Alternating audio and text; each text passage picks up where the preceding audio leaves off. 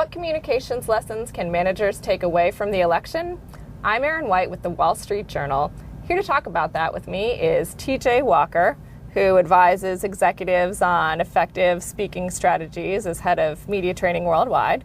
Thank you so much for joining me, TJ. Glad to be here. So, tell me, what are some of the biggest overall communications lessons that managers can take away from the election? Obama and McCain clearly had different speaking styles. What are sort of the biggest things that people can take away in terms of communications from Obama's victory? Well, Obama did several things right. For starters, he had a good positive message. He said, vote for me, and I'm going to have activist government intervene in the economy, intervene in healthcare, and get you out of an unpopular war. He stuck to that message again and again and again. He had a strong positive message. And unfortunately, McCain made a classic blunder. His message was too abstract. He said, vote for me because I'm a reformer. Well, reform what?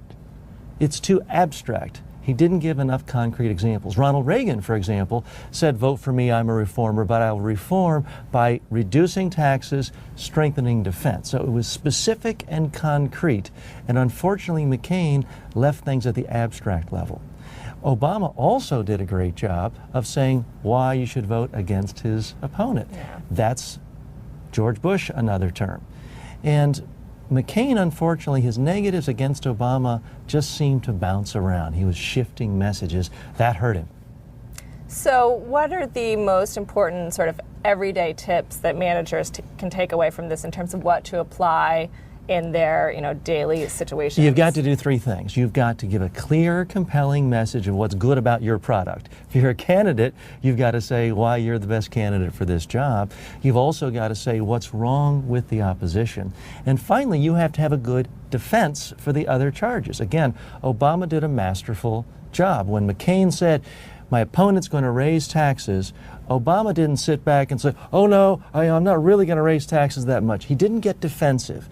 The best defense is always an attack. Instead, every single time he said, I will cut taxes on 95% of the population, and McCain will give a $750,000 tax increase or tax cut to Wall Street CEOs. It then put McCain on the defensive. That is a picture-perfect way of handling negatives thrown your way. McCain, when accused of just continuing Bush policies, never had a good defense. Yeah. What about what not to do? What can managers take from that? Well, you've got to be able to defend yourself, and you have to be able to react quickly.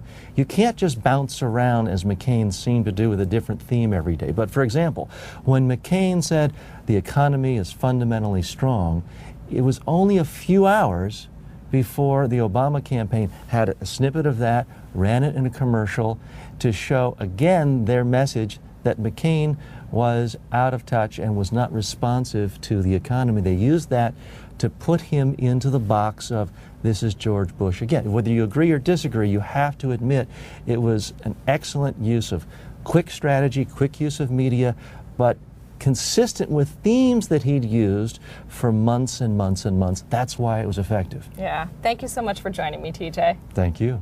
I've been talking with TJ Walker of Media Training Worldwide. In New York, I'm Erin White with the Wall Street Journal.